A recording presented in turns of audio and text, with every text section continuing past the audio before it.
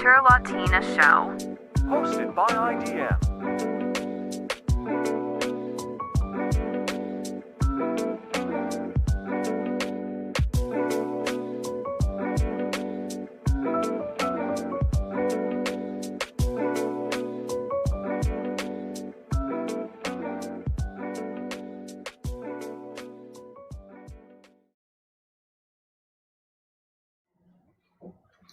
And I think we are live. Happy New Year, Nina. Happy New Year, everybody. What does I think mean?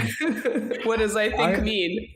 I think because it looks like we are live. Yes, but I have to double check. Yeah, it looks like we are live on Twitter. Yeah, we are.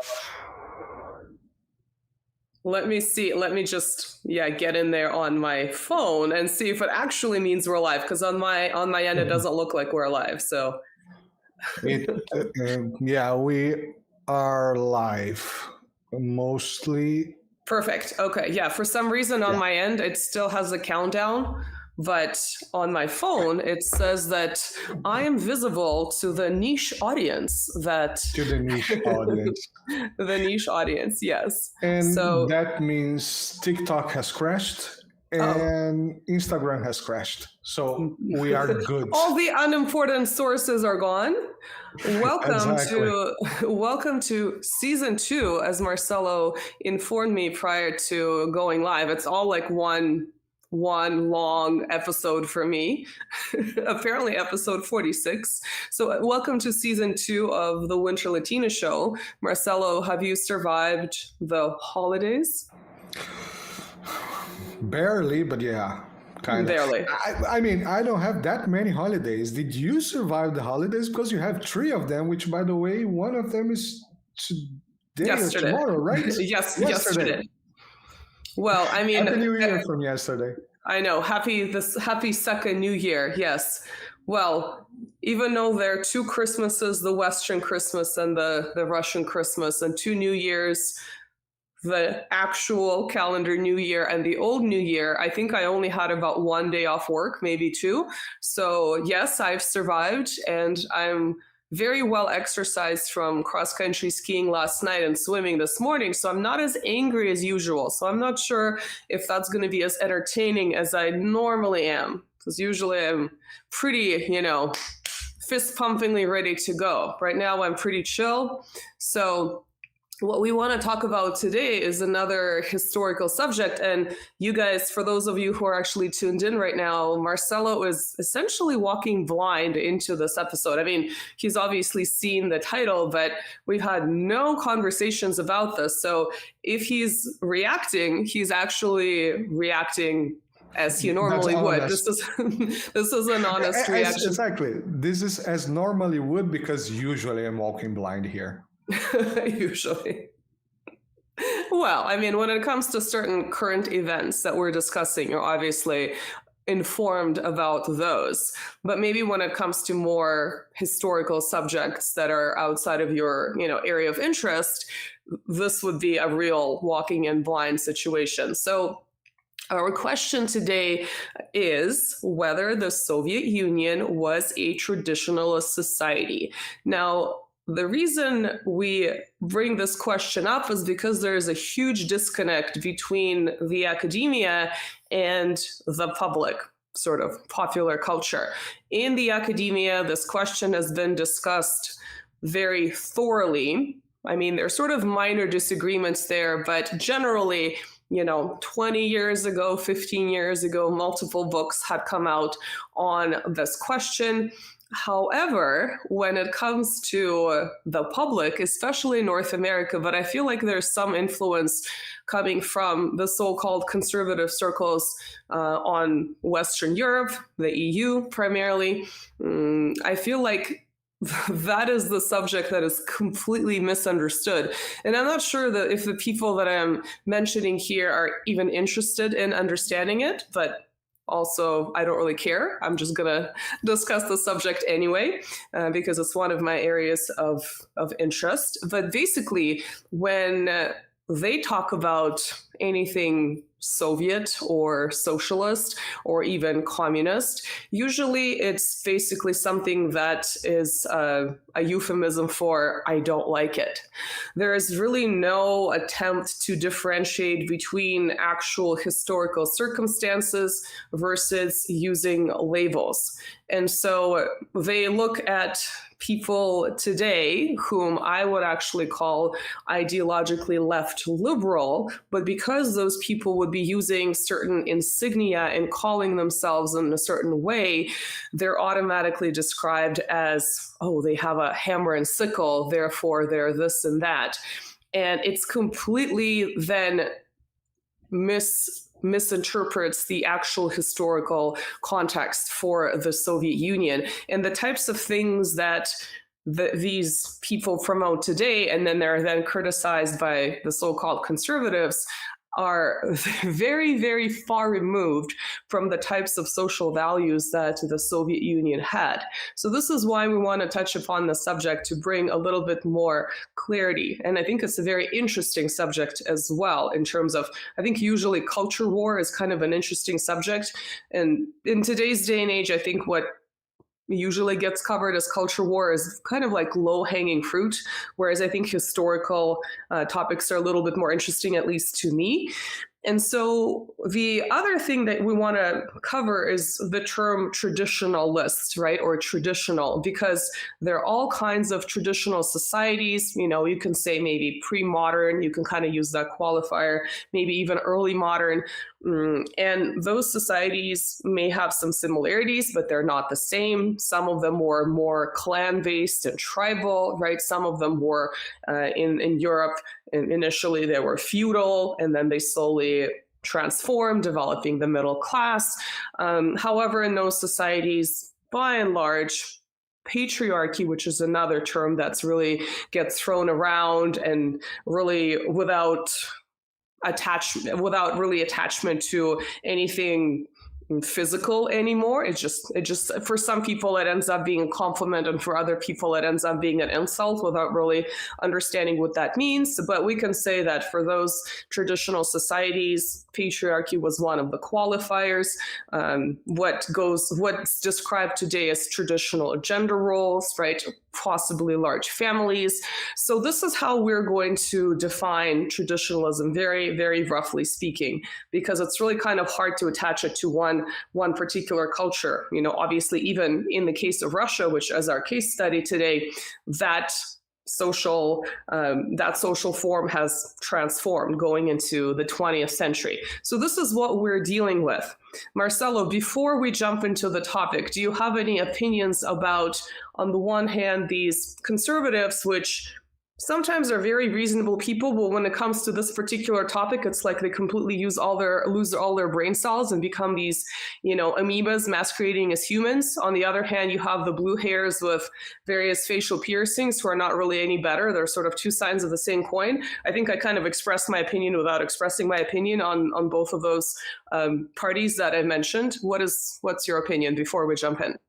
No, yeah, I first of all, I fully agree with what you just said, and I'm not even going to repeat it because it's so obvious. You know, I think that one of the things that one of the big problems of societies, Western societies at least, is this polarization that whatever works for you must be demonized, and the other way around is also true.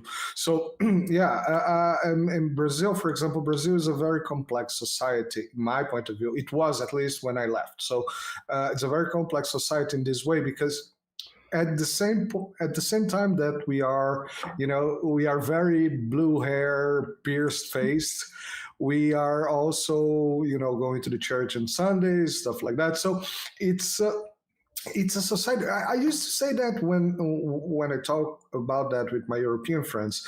I think Brazilian society, for example, is a society that's not perfect, of course, but has reached some time ago, and things have changed a bit since I left, but has reached an equilibrium, between super conservative or ultra liberal and stuff like that. So the things were coexisting slightly peacefully. There was no big gap between the blue hair peaceful guy and the church lady, old lady that wears the black widow stuff and stuff like that. And so that's my personal opinion about Brazil. This is a work that we try to do, even together with people that I know that are more conservative than liberal or progressive, whatever. We kind of agree on that. Yeah. Brazil has a decent, trade between the two of them. So that's always a subject that I barely understand as a person, because for me it was always very well coexisting, these two sides, and it was simple thing, understanding. Okay, yeah, we can do this, but we can also do this, and we cannot do that, but we can also not do that. It's and here in Europe, I can tell you that this balance is not very balanced. It's Davidson, my friend, you met him.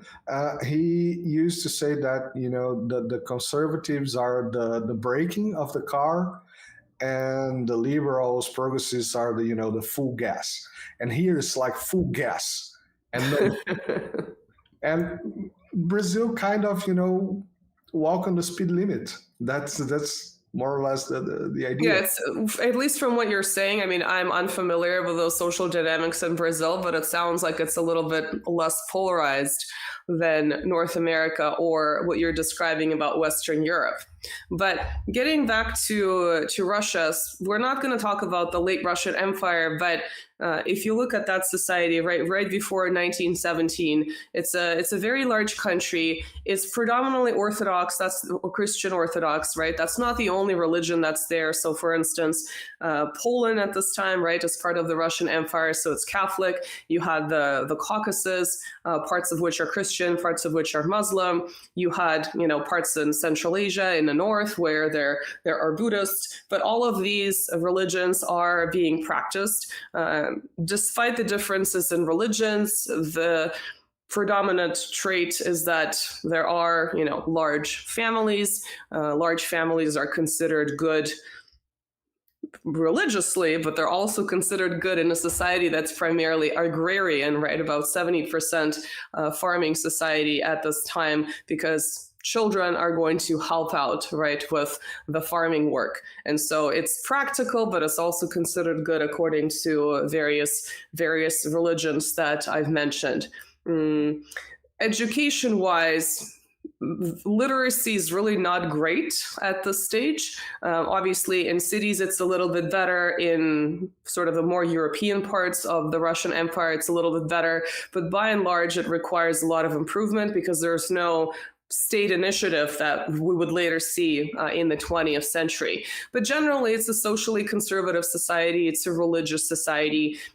Obviously, in cities where there is much more industrialization, people might be more economically liberal. I'm not using the term liberal in the way that I would use liberal in terms of ideology. But basically, by and large, it's a pretty socially conservative society. And bam, we have the Russian Revolution of 1917. Discussing the causes is beyond the scope of this particular episode in season 2. And we'll do that at some point. We can do a deep dive into the Russian Revolution. But basically, a lot of socioeconomic issues that were then compounded by the war of 1905, the 1904-1905 between Russia and Japan, and World War I made it even worse. So you kind of had this perfect storm of all of these circumstances. Even before the World War I, around 1912 onwards, there are more and more strikes going on in the big cities. So the social conditions are basically ripe for significant change. And so then the Bolsheviks, which are the most extreme wing of all the parties that exist, and they're sort of the minority compared to others in terms of their ideology, they come into power. They as they're fighting this bloody civil war with different factions of the White Army. At the same time, there's the so-called Western intervention, which I call the invasion, plus Japan, right? So you have Britain, France, the usual suspects, right? The United States, Canada, Japan, coming from two different parts of the now former Russian Empire that has collapsed and trying to gain control of, well, officially they're coming to help the White Army. Unofficially, they're looting all the resources and basically killing the locals. And I did an episode on this separate from the Winter Latina show, if you guys want to check it out in a little bit more detail. And remarkably, the Bolsheviks they also end up losing a lot of land through Brest-Litovsk, right? They lose a bunch of the western lands in the European part of Russia. But remarkably, they end up coming out triumphant in the Civil War, and gradually they end up amassing a lot of the lands that were lost, obviously excluding Poland, excluding Finland, the Baltics, right? That ended up gaining independence up until World War I.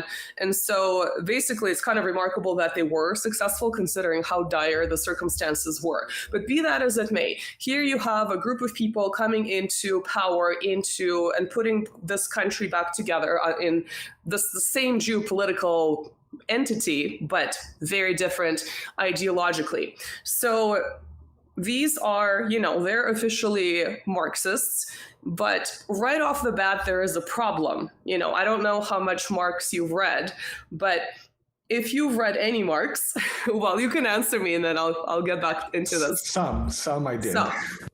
Or it might be, it might not be clear in your mind. But if you've read some Marx, you'll note that when it comes to his writing about the social conditions and the relationship between capital or oligarchy, you can call it whatever you want, and the working class, very, very relevant even today. Very clear, very detailed. If you read it, you think we're talking about, not London in the middle of the 19th century, but today. The accumulation of capital in fewer and fewer hands, billionaires, which is a euphemism, et cetera, et cetera. However, when it comes to Marx and his forecasts, very, very vague, very vague.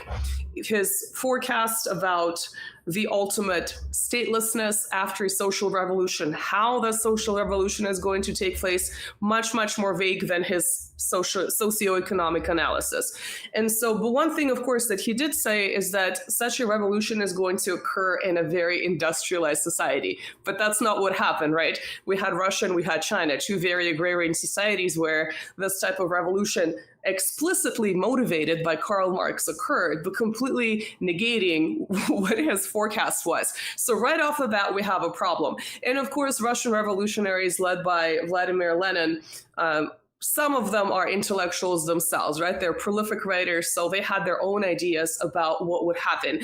And so when they come into power, they have particular ideas about radically molding the new Soviet society, but at the same time, there is the reality of a situation on the ground. One of the realities, of course, was the economic situation. So right off the bat, Lenin had to start making concessions. He introduced the new economic policy in the 1920s. He died in 1924, so he didn't actually see it play out all the way until Stalin came into power and switched to industrialization. But basically, the new economic policy ended up for partial private ownership, which is very different from, I think, what they were expecting, while controlling the necessary industries by the state. They also allowed foreign concessions. Later in the 20s, this is a time when a lot of American machinery comes into the USSR to basically fuel industrialization, right? Ford, for instance. And so it's kind of an interesting time where already there are debates as to how far they're sort of straying away from the original idea of what they were going to do with this new country. So economically, they're sort of moving away from what they were going to do just to basically guarantee survival, right? Just basic survival of a state. And remember, because of the USSR's ideology, it's essentially this pariah state because some countries don't end up recognizing it to the early 30s, like the United States. So basically, it's surrounded by hostile states, in addition to being in this dire economic situation, which is one of the reasons they introduced a new economic policy. Now, what's interesting to us, of course, is culture war, right? The society and culture of the 1920s. So initially, these Russian revolutionaries are motivated by Karl Marx. Marcelo, can you guess, if you can't remember, what Marx thought about family when it comes to his socioeconomic analysis? For example, gender roles, those questions. No idea. You can't whatsoever. guess? I can't. I can imagine that the families, are base for any society. So I could imagine that, he would have, praised big families, but no idea. I just kicked out of nowhere, took from my, no idea whatsoever. That's okay. Well, so this is why I'm here to explain it to you guys. Superhero music. Yeah. So basically, Marx viewed morality, family as part of this big superstructure, right? And in the society that he was very critical of. And so because of that, initially these Bolsheviks, right, these Russian revolutionaries were really trying to reform radically the, newly minted Soviet Russia and then eventually the Soviet Union with a different morality. So very early on, they talked about things like abolishing the family unit altogether, because it's sort of the remnant of the bourgeois society that they're trying to get rid of. Some thinkers and activists and revolutionaries, someone like Alexander Kollontai, who's one of the most prominent Bolsheviks in this particular period, she was very, very radical. Now, some of her views, as I'm about to mention them, you'll probably think, oh, she sounds like she lives today. So she sounds very moderate in this sense. And so maybe to our ears, it's not going to sound as shocking, but imagine being in a very, very socially conservative, largely Orthodox Christian society, and all of a sudden there's this chick that comes on the scene and says that men and women are equal in the, not just in the egalitarian sense of, having access to work and having equal rights, but they're equal in pursuing relationships with whomever they want. She was from basically promoting free love, that, women shouldn't be jealous if a man goes off and, finds himself multiple romantic partners, which today, we'll call it, what is it called? Polyamory. But, today we're very jaded, we hear this stuff all the time, but, imagine this is like 1920. It's absolutely shocking to people who are coming out of a very socially conservative society. Her views about families, essentially, she considered the family unit, again, kind of a remnant of the bourgeois society. And in her ideal society, people shouldn't even live together based on like love or family connections. They should be organized by age. The children should all live in this children's house and should all be communally educated. Then adults of working age should all live together in kind of like a dorm-like scenario. And well, just based on your face right now, it's like, this is a little more radical even compared to... She invented hippie. Right. But see, like this kind of thing sounds radical even for people today who are used to hearing all kinds of situations in relationship and so on, so forth. And I think these days people usually have two opinions. They either say, hey, this is great, I want to do this myself. Or they say, you know what, this is freaking gross, but you do you, right? You go off, do whatever you want, and I'm going to do things my own way. People just kind of, there's sort of those two schools of thought these days. But again, remember, this is 100 years ago, coming out of a very socially conservative society. So the whole children's house and a dorm for adults sounds shocking to us today. So imagine how shocking that would have been back then, in addition to the whole idea of free love and abolishing the family unit. Go ahead. So they burn her. That's the burn the witch. Burn Well, the witch. the interesting thing is that she was one of the most vocal people in terms of promoting this, and she would justify it, based on her interpretation of Marxist ideology. But the interesting thing is that even at this early stage, some of the prominent communists or Bolsheviks were already getting a little bit frustrated with this ideology. So I think as early as 1922, there was I believe it was the 11th Party Congress. They denounced degeneracy using that type of language and basically anti-communist behavior like this. And they were sort of slowly switching gears towards not going back to what they had, but returning to kind of a newly reformed version, a repackaged version of a more socially conservative society. So it started happening, usually people think it started happening under Stalin, but it started happening a lot earlier, because I think for some of those Bolsheviks, and I'm just kind of guessing, they were more doers instead of thinkers. So they were all hyped up and carrying out revolution physically. And now they have this new society. So it's like, what do? I don't think, not everyone was obviously an intellectual like Lenin. So I'm not really sure that they even had access in terms of analyzing some of the social repercussions of what would come from, carrying out a successful social revolution per Marxist teaching, or an interpretation of Marxist teaching, I guess I should be more precise there.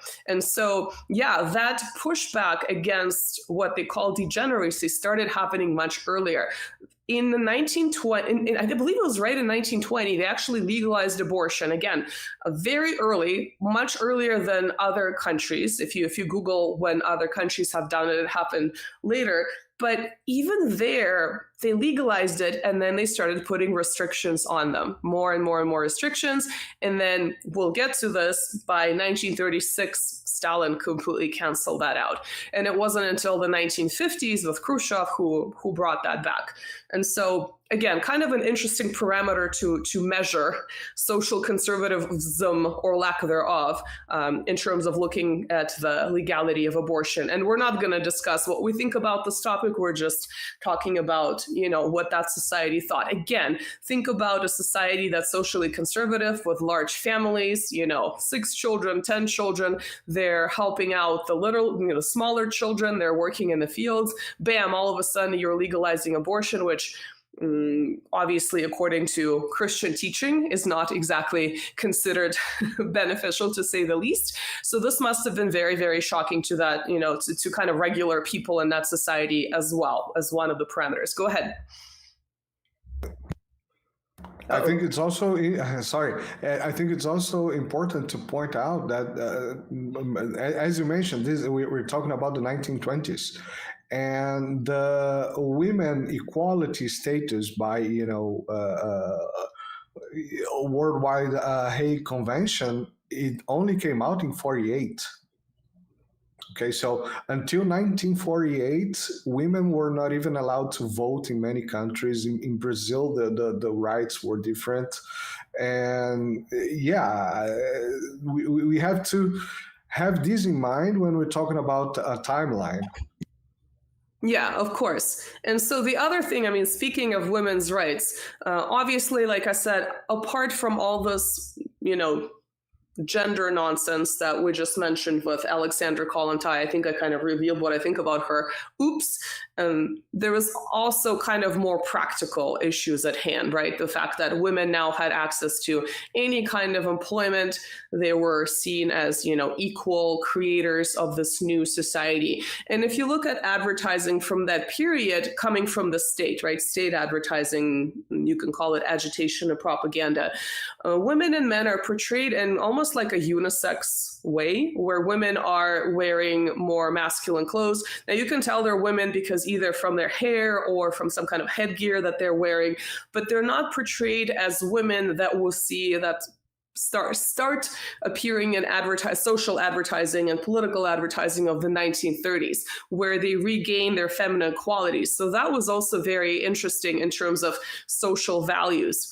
And so by the time we get to 1928, right, Lenin had passed away in 1924. This 1928 is the time of the first 5-year plan. And of course, the Soviet Union tried to do these 5-year plans in 4 years. This was absolute, breakneck pace industrialization.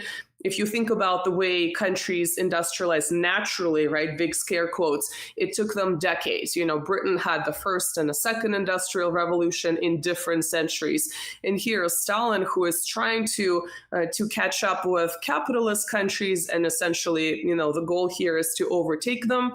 He focuses on socialism in one country. So his industrialization initiative is very, very fast. In addition to importing some of this technology and specialists coming from Western countries like the US, right, relying on Ford Motors. He's also, in terms of funding that industrialization drive, he is relying heavily on the countryside.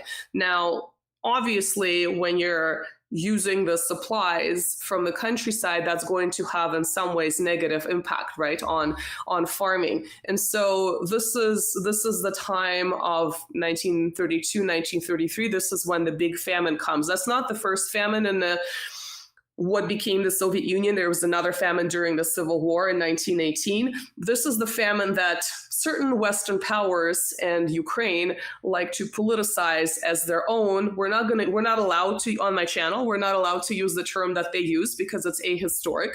This is a famine that impacted not just Ukraine, but basically any agricultural area. So in the Caucasus and southern Russia, what today's southern Russia, et cetera, et cetera. So that was very detrimental. And so having this intense industrialization initiative, plus having the famine, plus having some of this negative impact on agriculture, affected fertility for the Soviet Union. So when we think about these like hero mother type posters, I'm not sure if you're familiar with them, but usually when people think of those, they think about the post-war period because, we know that the Soviet Union lost 27 million people. Most of them were men. So there was this big drive to have more children. But actually, it starts happening in this early period in the 1930s because of this negative impact, certain negative impact, not comparable to a war, on fertility. So you now have sort of this nascent natalist or pro-natalist advertising of having more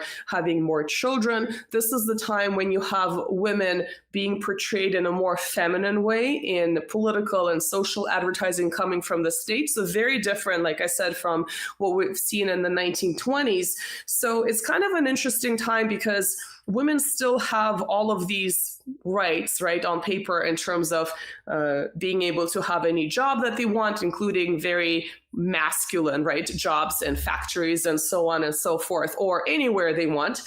At the same time, they're sort of expected, or at least it's considered to be very beneficial that they start expanding their families. Now, how do women work simultaneously and have big families? Well, obviously in this is where the state provides support. The Soviet Union at different times started providing free, before even daycares, like for the littlest children. There is no direct translation of this word. So free daycare, free preschools, long vacations, very long maternity leave. So what throughout Soviet history women ended up doing is that they would have a child, they would be on maternity leave, so their job was safe. Then they would have another child. So sometimes they would be out of work for many years because they were basically using the state benefits to create this large family. And so this is very, very interesting. So this is one of the things where the term traditionalism comes from. And we're going to look at it in a little bit more detail. But before I get into that, I kind of wanted to mention some of the obvious accomplishments, like regardless of what you think of the Soviet Union. One of them was literacy. What I mentioned from the onset is the fact that this was very, very spotty. In the European parts of Russia, in cities, literacy was pretty good, not so much in the countryside. So illiteracy was essentially eliminated. So now everyone was literate very, very quickly. If you actually think about making everyone literate, being able to read and write in a huge country within a span of like less than a decade. I mean, that's kind of an impressive achievement.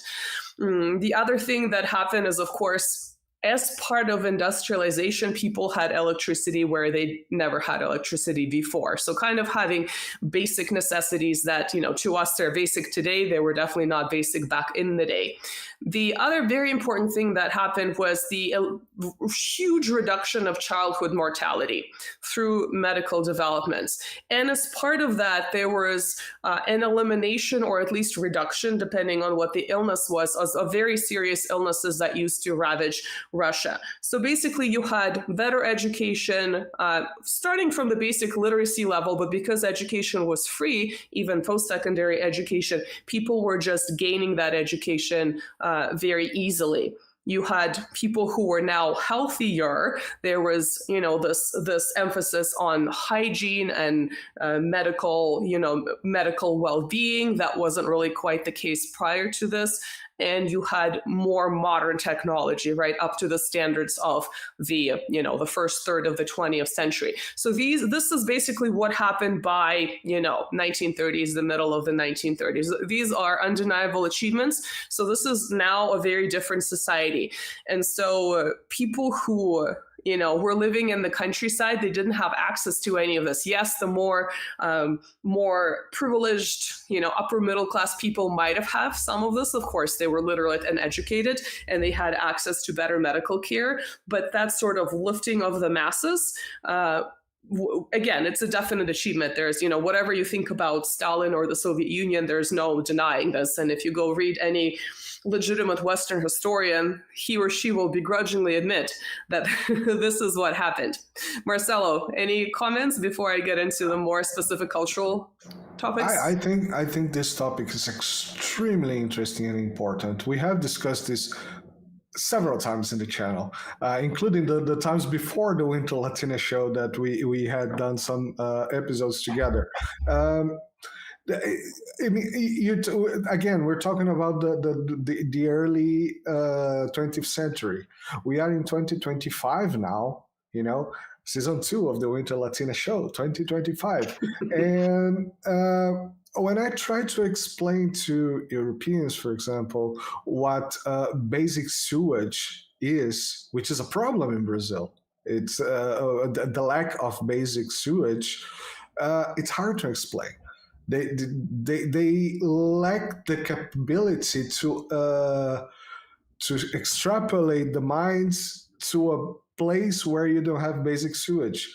And again, 10 years, perhaps too fast. Perhaps you can do in 20. We are in 2025. That means that since this century started, we haven't fixed problems that people fixed in the early ages. I'm talking about Brazil on the earlier ages of last century. And when we think what you mentioned is very important, Brazil is also a very big country. It's not huge as Russia, but it's a very big country. At that time, the lack of infrastructure, it would be very, very difficult to bring, progress to, I don't know, Yakutia or something the other side of the country. We're talking about sometimes more than one continent of size for the same country. As Lucas usually say in my channel, is Russia alone is bigger than Pluto. So it's something to consider. It's bigger than a very small planet. I think it's not a planet anymore. Nonetheless. No, it's not a planet anymore. It's a dwarf planet. I know, it keeps changing its status. Yeah, I don't like that dude because of that. But anyway, so I can understand that. We are in 2025. We see examples, for example, on China, that they, on the last 20 years, 22, 23 years, they have developed huge railroad system. And in the same 20 years, Brazil have shortened the railroad system, which was already very little. And we're talking about Brazil is a country that industrialized much earlier than China.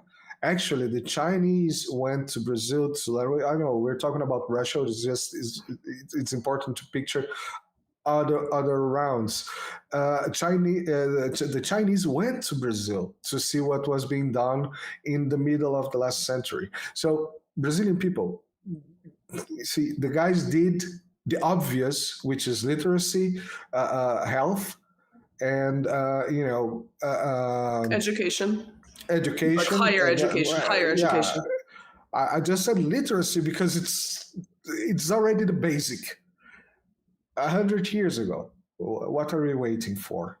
But yeah, that's a very important picture for me to make. Yeah, so the baseline, right, for a functioning society was now very, very different. And one of the key moments was efficiency, right? So hygiene, cleanliness, right, medical well-being and cleanliness. Now, some historians take cleanliness and take it farther, and they talk about ideological cleanliness, right? So, I mean, this is something that could be discussed in this particular context. But I think what we're going to focus on is that transformation of family values, where it was this interesting blend. Some people do use the term patriarchy to describe what happened in the 1930s onward, where the woman was, expected to work outside the home, but at the same time, she was expected to have a large family, take care of the family. And yes, the state provided all of these perks to help her do that. But I guess one of the criticisms of using that particular term is that the new patriarchs did not have the same property rights that the patriarchs of the past would have had. And you can kind of go both ways on this particular question, whether it's important. I think when you focus on property rights, that kind of shows your own ideology, that you're sort of coming from a liberal capitalist perspective, and as opposed to more of a socialist or, something outside the three ideologies of modernity. And so that traditionalism existed, of course, in a top-down way. So it's not something, right, that came right on its own organically. It was sort of reinstituted from the top, but of course initially it was pulled apart from the top as well. So one of the terms that historians use is neo-traditionalism, right? Because it's a top-down traditionalism that is being disseminated by the government instead of this organic development. But they would still be using the term traditionalism in this modern context, right? When we say modern, we don't just mean the present, we mean the particular period of modernity. Now we're technically living in post-modernity, we're past that period. And so where everything was becoming more efficient, industrialization, right, is one of the features of it, but, the idea of cleanliness, hygiene, education, efficiency, where you're a good citizen of a state, this sort of all was incorporated into this one package of a Soviet citizen. And so, yeah, in this regard, gender roles, I think, are pretty interesting. That drive towards natalism, like I said, continued with newly renewed force after World War II because of the huge population losses. So this is when you had the introduction of the hero or heroine mother concept. And that would be not just women that biologically produce children, they could also adopt to qualify, because of course there are lots of orphans after World War II. And so basically there were various rankings for this, and you can get various state awards and perks if you were to qualify with, 6 or more children, 8 or more children. And the 10 children or more was sort of the upper limit for being a hero mother. And this continued all the way until the dissolution of the Soviet Union. And these days, there's sort of this kind of updated idea of this in Russia, where large families are being promoted, not just with, financial perks, but also in the media. But it's not packaged quite in the same way. And I think it's a sort of a related but separate topic that we can jump upon later. And some historians, when they think about this topic, they think about essentially creating this good servant for the state. But I think it's kind of interesting because the USSR is not alone in this regard. I mean, if you look at the dismal demographics in the European Union, yes, there are two ways to solve it, either to have more children or to import immigrants, which is another can of worms. In some ways it could be beneficial, in many other ways it's detrimental, which of course is what we've seen with, lack of assimilation initiatives, yada, yada, yada. Again, a separate issue. But it's kind of funny to me when I see these historians kind of isolating the Soviet Union, where the idea of having a good citizen of a state in the EU, this would be a good taxpayer that would continue funding the welfare state programs that the EU has. It's exactly the same. It's just in a different context. But that idea of being a good citizen and serving the state is no different in the socialist USSR of the 1930s and 40s and 50s, etc., right? And in the EU of 2020s. What do you think?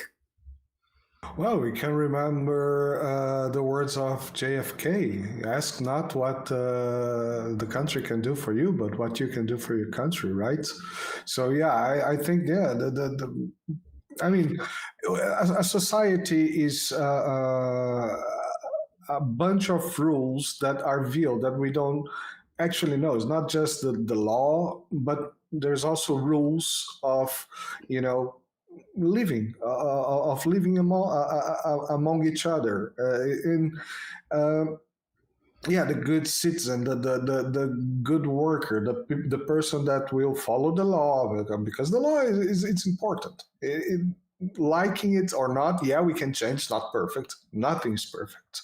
We can't argue always to change something, but it's not just, I'm not going to obey because I disagree. And I see, for example, again, bringing Brazil to the table. One of the big problems of the country is that people simply don't regard the law and the social. I'm searching for a word for this that would define it better. The social contract. Yeah, the social contract. There's a lot of disregards. You mentioned this situation, and of course, this is not a subject for today about the importing people. That was a very rude word that I saw on a newspaper a couple of weeks ago. German wants to import people from Africa or something like that. I say, so we're back to legalizing this kind of work. But okay. One of the things is that societies, they have, the Brazilian society has a different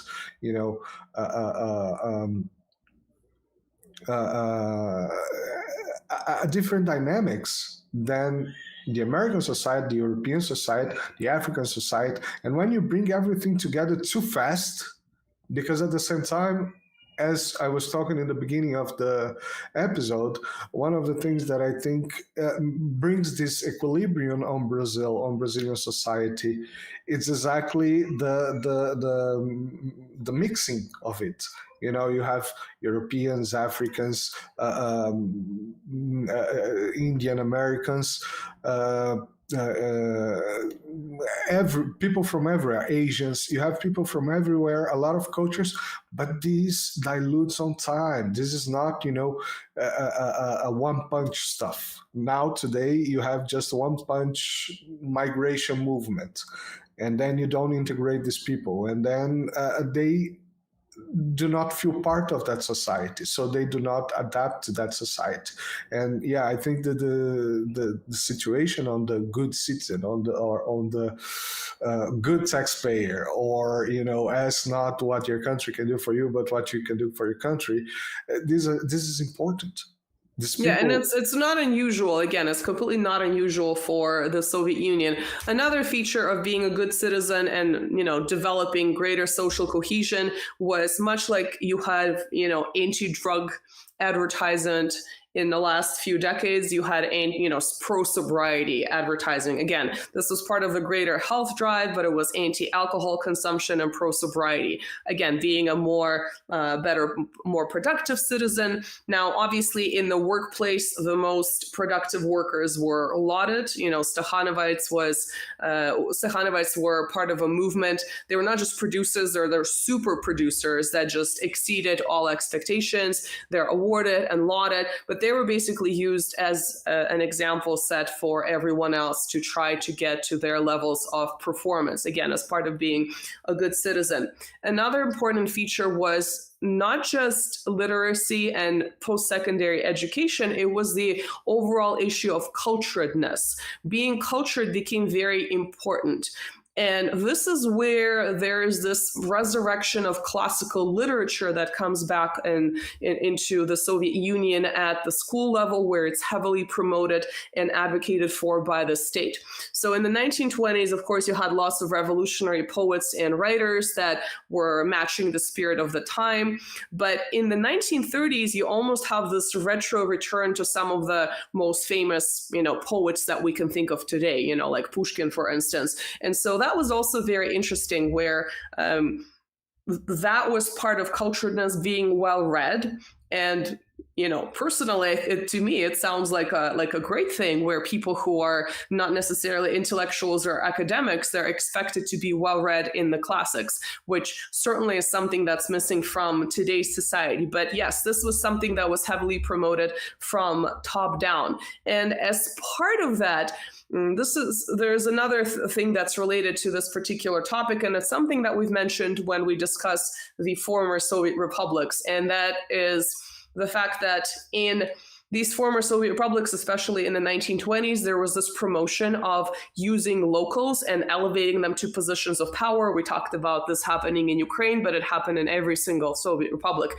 So each republic basically ended up having its national author or poet. And these people are still considered, in Ukraine, this would be Taras Shevchenko. He is still considered to be, this great poet, but it was very, very much promoted by the Soviet Union. So God knows where he would be if it weren't for this concerted effort by, the Soviet government to promote him as the local, or they would use the term national, right? National poet for the Ukrainian Soviet Socialist Republic. The same thing happened for Georgia with their own national poet, et cetera, et cetera. So that was also very interesting. This is kind of a side issue, but this is one of those ticking time bombs, right, that were sort of embedded into essentially creating a little nation within the borders of the Soviet Union that had all the precursors of being a nation, but it was done artificially.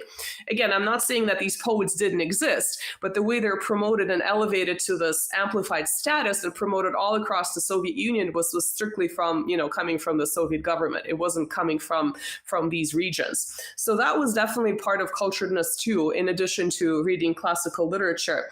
And the other thing that was interesting, and it really became amplified during World War II and after World War II, was the kind of a selective resurgence of national heroes. And of course, they were sort of being rebranded based on what was needed at the time. I think the most famous example is Prince and Saint Alexander Nevsky, right, who kicked the butts of Teutonic Knights a couple times. He kind of was, not hostile to the Mongols. He tried to basically make things better for the Russians during the Mongol occupation. But this is when you had movies coming out during World War II, where there was the parallel between, Alexander Nevsky in the 13th century fighting the Teutonic Knights, i.e. they were not actually Germans, but they're basically kind of rebranded as the Germans, right, versus World War II. So there was that parallel. And so Eisenstein, right, released his famous movie. And so there was this need for national heroes to basically garner some kind of patriotic support for various issues. And again, to me, the way that some historians talk about this is kind of maybe unusual. To me, it's not really any different than any other country rebranding their particular hero depending on what's necessary at the time. If you think about Joan of Arc, she was a Christian hero, she was a French hero, she was a feminist hero. So depending on who gets their fingers into that particular historic personality, they become rebranded based on whatever time period we're dealing with. So, in this regard, the Soviet Union was no different. It sort of resurrected some of these heroes and used them in, state promotion, let's say, to garner support for the war effort in the early to mid 1940s. So that's another issue here. What do you think before I get into the next one? No, I was thinking that it's common in Brazil that we say that Brazilians kill their own heroes. At the same time, in history we study people that, now that I'm starting to peek into some historic black holes, I don't think we should study them the way we should. Separatists like heroes. It's never a good thing to have separatists as heroes, right? Someone that we have the hero of the two continents. He was a troublemaker in Brazil. We should not praise the guy.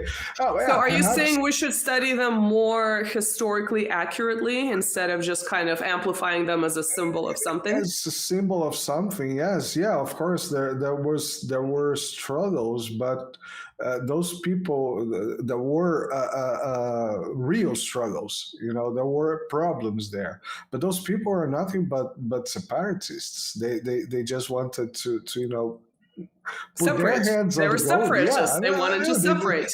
They just wanted to have their piece of the pie, and not exactly to keep a unity. And this is something that it was fought for a long time to keep. A huge country needs to be fought to be kept huge. Otherwise, it separates. It's as simple as that. Yeah, I mean, I go back and forth on this question. I think heroes and symbols are necessary, but I think people who are educated, they probably know that the symbol that they're reading about is probably somewhat sanitized. I mean, it's much like looking into the biographies of famous authors. I mean, I kind of have regrets about reading the diaries or the stories about personal lives of some famous Russian authors like Tolstoy or Dostoevsky, like the most famous ones, because when you start kind of seeing them as real people, they're deeply, deeply flawed. And sometimes they're so flawed that you kind of find it like, oh my gosh, this person is actually awful. They're super talented when it comes to literature, but I wish I never knew this about them because it's awful. So I think it's kind of a double-edged sword when it comes to national heroes, or, it doesn't have to be like a military hero. It can be someone like a, famous writer or whatever. So yeah, we kind of have to be careful there because there is the possibility of being really disappointed. And I think symbols, humans are religious animals. They have an imagination. And so there needs to be that dimension to life. It's not just materialism. So I think heroes are necessary. So in this regard, again, the Soviet Union is not surprising, but yeah, we kind of got to be careful with some of these individuals. And the other thing that was very interesting is the fact that there was a little bit of a resurrection of religion. And, again, usually when people think of the Soviet Union, they think of it as being an officially atheist state, which it was. And there was a persecution of the church in, a little bit on the 20s, but especially in the 30s. But by World War II, but also even in the late 1930s, there was a little bit of a return to that. Again, the church was now sort of more, not just the church. I have to mention that this pertained to other religions too, like Islam. So for instance, they would allow an image of a mosque at a kind of like a state fair. But there was this conscious effort to now, again, the church was subordinate to the state. It wasn't separate from the state. It wasn't equal to the state. There was no competition. The church was definitely subordinate. So I'm not making that claim, but it was now sort of allowed once again in certain parameters. So the church was being used to, motivate people at the front to fight. And again, I think this is a really interesting comment about Stalin being a very shrewd politician. He understood what would work in terms of propaganda and agitation, what would actually rouse people's feelings, but he also understood what people truly wanted, and he gave it to them. And so in this regard, it's sort of an instrument, but again, it's also kind of a way of understanding what you people want, and you're ruling over these people essentially, right? So it's really an interesting dynamic to me in this regard, much like these early 1930s advertisings about, the drop in fertility where people need to have bigger families. Again, this was instrumental. Yes, the state needs more people, but again, it sort of talked to people in a way that they were used to. They're used to having big families. They're used to having traditional family values. So there's sort of this modern instrumentality coming from the top-down way, right, coming from the state, but there's also this understanding of what people truly wanted, to the kind of society that they operated within and the kind of society they came from. So in this regard, the types of things that happened in the 1930s and the 1940s during World War II,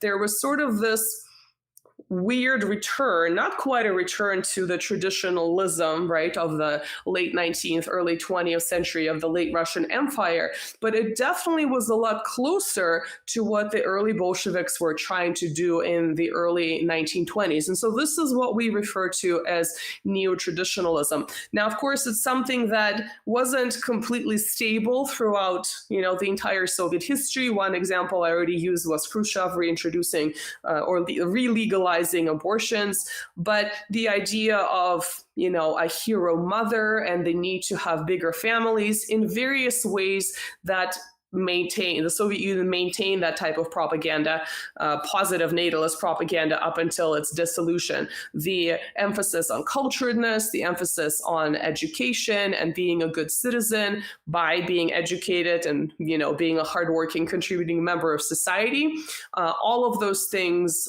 sort of stay generally, maybe slightly fluctuating up until 1991.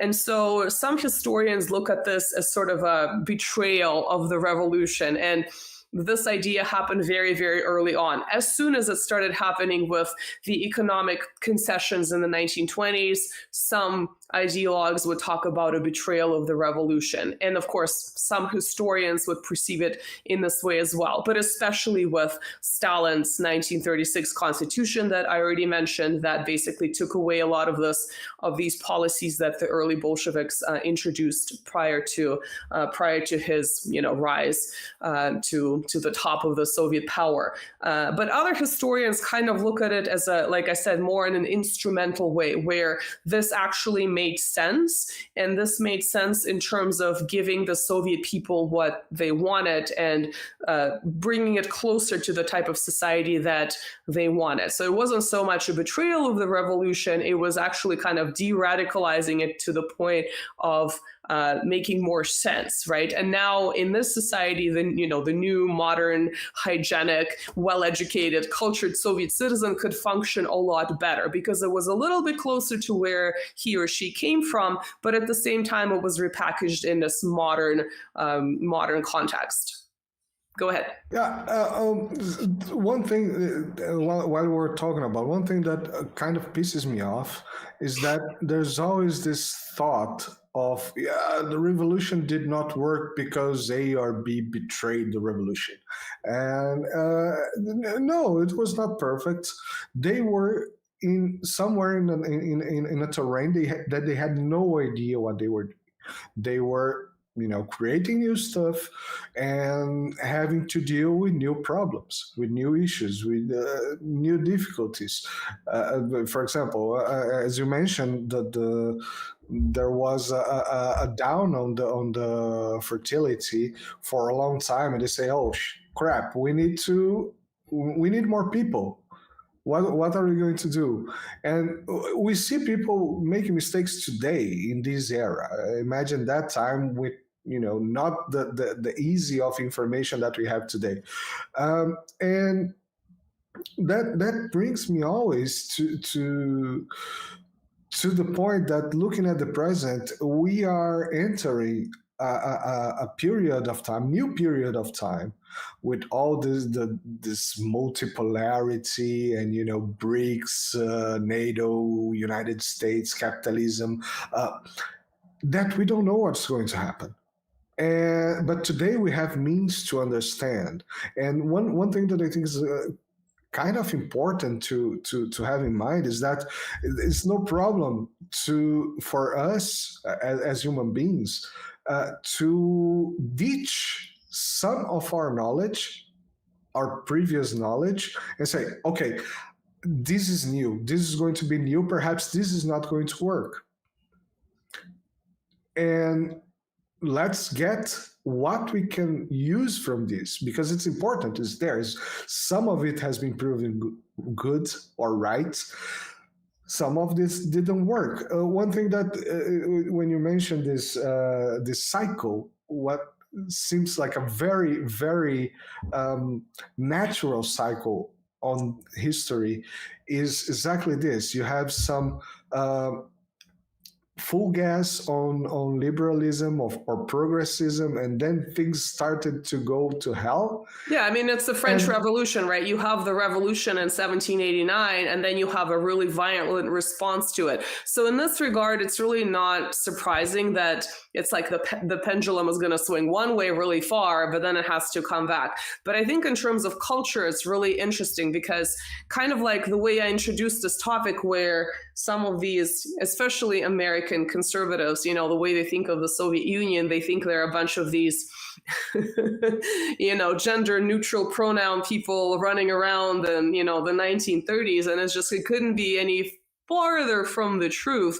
You know, again, think of what you will of the Soviet Union, but this was a society that, if you take away that state component, which is important, it was essentially a neo-traditionalist society with family values, with women being expected to, you know, produce more children, with, you know, men being good husbands, with people being cultured in the traditional, you know, storytelling and literature of the country, et cetera, right? Like, this is, if you don't tell these people what you're talking about, they'll say, yeah, this sounds really great. And then you'll say, by the way, this is what happened in the Soviet Union. They're going to flip out because it's just, you know, such cognitive dissonance for them. And so this is why I wanted to introduce the topic the way I did.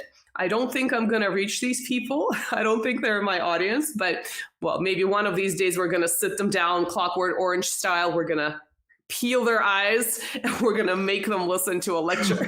With silver tape. Yeah, I know, but we're going to make them listen to a lecture on Soviet cultural and social history from this period. But yeah, it's much more nuanced, and it has changed, right, after after Stalin's death. But it's definitely, just like one thing we can say for sure, it's definitely not what they think it was. And so maybe they kind of have that hunch about the early 20s where there was some of that going on in terms of, you know, we must abolish the family unit. But it was really coming from particular individuals. It wasn't really coming from the overall state. It was coming from some of these more radical, right, intellectuals, basically in the early Soviet society that were pretty prominent, which, you know, again, that's completely unsurprising. That actually tells you that the society was probably more pluralistic than you might think it was, you know, despite the violent way in which it came into power and despite, you know, the state control of the country. So yeah, this is why I wanted to bring this topic. I briefly looked at the chat box. There's a lot, but I don't know if there are any questions that we haven't addressed. So before we depart, Marcelo, do you want to let me know if there are any questions or if it's just comments? Well, I think I saw most comments. A lot of Happy New Year for us. And there was one for Happy Second Anniversary. So that's the second season. Thank you guys for that. Yeah. Let me see. There was one last comment from Who Cares? No blue hairs invading my chat box, or American conservatives threatening to send me to the Bible Belt or something. No, I was interested for this comment, overcorrections, and that's exactly the pendulum that you were talking about, and that was one point that there's these memes, there's these very famous memes, you know, when you have, for example, I don't know, Iraq or, you know, Kuwait or whatever, these Middle Eastern countries, and then you have, you know, this country on the 70s, and then you have ladies in swimsuits going to the beach, and the next image is now with you know, Islam, whatever they want to blame, whatever they want, and then you have the women in burqa or niqab. No, and this meme has been taking over and showing like South Korea and, you know, other countries. And North Korea, I think. Yeah. Yeah, Well, no, yeah, that's really well, bad. No, they did but it with South Korea, I think, with South Korea. the coup attempt. Yeah, I Wow. think it's now a thing that has been memed in terms of countries exactly- where it's not applicable, basically. But the point is exactly to that. You have two images. People pick two pictures, perhaps not even from the same place, but you have two pictures, and then you completely ignore the movie. You know, you have a timeline. You have invasions. You have societies going out of the limits that they consider themselves to be tolerable, and then they push the brake very hard, and that's when they go super conservative or extra traditionalism. So we see the comment I would like to make, just to finish my my participation, I guess, is exactly that. We are still living in this crazy cycle. And we had here in the show Nicola Mirkovic that, for example, said that inside France, people are getting more Catholic, are going back to go to the churches. So yeah, this is a conservative movement going inside France, and Italy has been always a very Catholic country, and has perhaps gotten a little bit of equilibrium there. That's where I was talking about Brazil. We were always a very Catholic country, but we also have Carnival, the Sure. most beautiful on the planet. So I think that this equilibrium is what we should be looking for. And instead of what I think is going it's through interesting, cycles. because we have a very particular definition of democracy, and then of course anything that happens outside of the rules-based order today is considered not democracy. But I think it's interesting looking at the way this particular government was essentially giving people what they want. Now, again, yes, this was a state-controlled environment, but by giving them culturally and socially what they were craving, like, is that not a definition of some form of democracy, right? Where you're trying to hear the people and give them what they want in this particular regard. Again, I'm not saying the Soviet Union was a democratic society in the way that we would view maybe, a society with elections, et cetera, in the 21st century. But when you're actually looking at these things and you're not just radically transforming them, but you're trying to pull out these very deep, profound things that are under the surface that are important to people, I think this is something that could be described as a form of, I don't know. Wait. I don't know what happened to your sound. Uh-oh. Can you hear me You got now? muted somehow. Can you please, I don't Yes. know, do you guys hear Nina in the chat? Because I don't hear you anymore. Okay, well, we can wrap it up, Marcelo. That's okay. Yeah, no, I hear your sound. The software sees your sound. I don't know why I don't see your sound. Okay. So perhaps I should. Well, why don't we wrap this up, because I'm being invaded by my dogs, which is, I think, Okay, I'll wait for you to finish. My page. Okay, I'll wait for you to finish. Okay, my dog was gonna come and greet you guys, but he decided not to do that. Okay, wait, hold on a second. He might come back. But yeah, I think we might wrap it up. Oh, here he comes. Yeah. You want to say back. Happy New You're Year? back. I don't know if they can see you.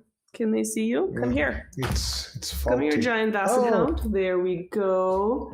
You're the biggest attraction of the show. Who cares about Soviet near traditionalism? Oh my God. Who cares No, about you have Soviet two of near them tradition? today. I know, this is ridiculous. Who cares about Soviet near traditionalism when we have the giant basset hound who looks so sad? He's not sad. He just looks very sad. Look at this. Is this not a ridiculous creature? This is an absolutely ridiculous creature. Well, Marcelo, we can wrap it up now. By the way, you have a super chat from Nazia Sali. So glad I found you, Nina. I've Thank been you. learning so much about Russia and appreciate your content. Thank you. I appreciate the super chat, which I can't see because I'm being crushed by a giant basset hound. Oh, and next week, you guys, fingers crossed, we have a special episode if everything works out. So be sure to come back next week. I think you're going to like it. It's not just going to be me blabbing, which I know we like me blabbing, but in this particular case, it's not going to be me blabbing. Well, thank you. Thank you. Happy New Year. Happy second New Year. And we will see you in the next one. You want to say bye-bye? Cool. Happy New Year, everybody. Say bye-bye, guys. And remember, you can always help the channels by Pix to Brazil or buy Nina coffee and super chats. And all the links are on the description. You can follow Nina on YouTube, Twitter, Rumble a little bit. And see you guys next week. Bye-bye, Nina. Thank you. See you soon. Bye-bye.